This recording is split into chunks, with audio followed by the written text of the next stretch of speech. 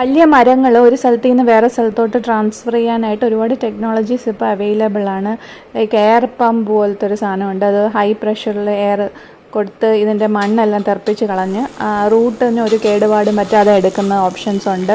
അതുപോലെ ഈ JCB പോലെ ഒരു വണ്ടിയിൽ വന്നിട്ട് അതിന് ചുറ്റിനും ഒരു വലിയ ഡയമീറ്ററിലുള്ള ഫുൾ മണ്ണോടുകൂടി ഇതിനെടുത്ത് മാറ്റുന്ന ഓപ്ഷനൊക്കെ ഉണ്ട്. പക്ഷേ ഇതൊന്നും കേരളത്തിൽ അവൈലബിൾ അല്ല.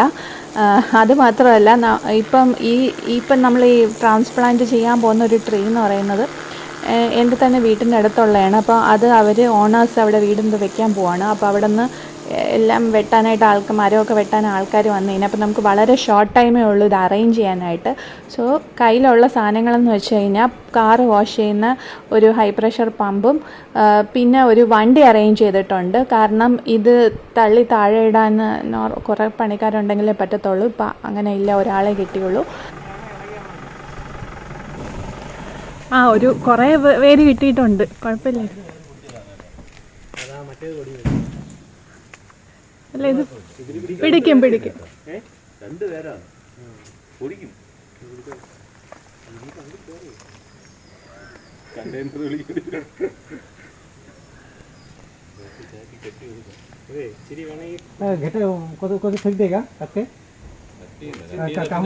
നമ്മൾ ഇത്രയും ചെയ്തിട്ട് വെറുതെ ആവത്തില്ലേ?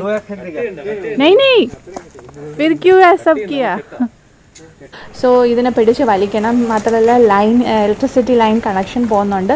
അപ്പോൾ അതിലൊന്നും തട്ടാതെ ഇതിനെ സുരക്ഷിതമായിട്ട് താഴെ എത്തിക്കണം.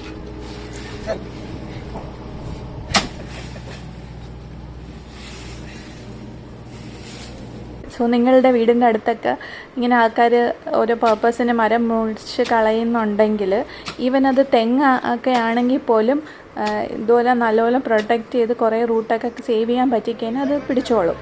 മഴ സമയത്ത് ട്രാൻസ്പ്ലാന്റ് ചെയ്യുന്നതാണ് നല്ലത്. പക്ഷേ ഈ പറയുന്ന പോലെ നമുക്ക് എപ്പോഴും അവർ വെട്ടിക്കളയുന്ന സമയം നമുക്ക് യോജിച്ച മഴക്കാലത്ത് വെട്ടാൻ അങ്ങനെയൊന്നും പറയാൻ പറ്റത്തില്ലല്ലോ. ആൾക്കാർ വെട്ടുമ്പം വെട്ടും. സോ എന്തായാലും ട്രൈ ചെയ്ത് നോക്കുക. This method works. ചൂടുള്ള സമയത്താണ് ഇത് ട്രാൻസ്പ്ലാന്റ് ചെയ്യുന്നത്. ഇത് ഇങ്ങനെ ഒരു ട്രാൻസ്പ്ലാന്റേഷൻ ഐഡിയൽ ടൈമേ അല്ല. പക്ഷേ ഇത് നമുക്ക് ഡിലേ ആക്കാനും പറ്റത്തില്ല, ബിക്കോസ് അവരെന്തായാലും ഈ മരം വെട്ടിക്കളയും.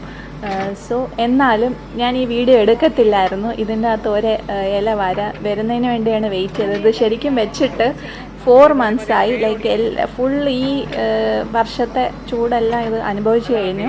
ഇപ്പോൾ ഇത് മാർച്ചാണ്. ഞാൻ ഈ വീഡിയോ പോസ്റ്റ് ചെയ്യുമ്പോഴത്തേക്ക് ഏറ്റവും ചൂടുള്ള സമയം March 26th ഞാൻ ഷൂട്ട് ചെയ്തത്. സോ ആദ്യത്തെ കുറച്ച് ഇലകൾ ഇതിൻ്റെ അകത്ത് വന്നു.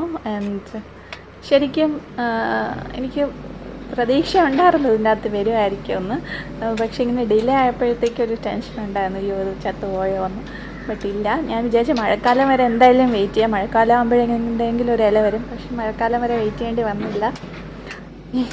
അതിന് മുമ്പ് തന്നെ ഈ ഇത്രയും പൊരി വെയിലത്ത് കുറേ കുഞ്ഞു കുഞ്ഞു ഇലകൾ വന്നിട്ടുണ്ട്. And I M so happy. That's why I M posting this video.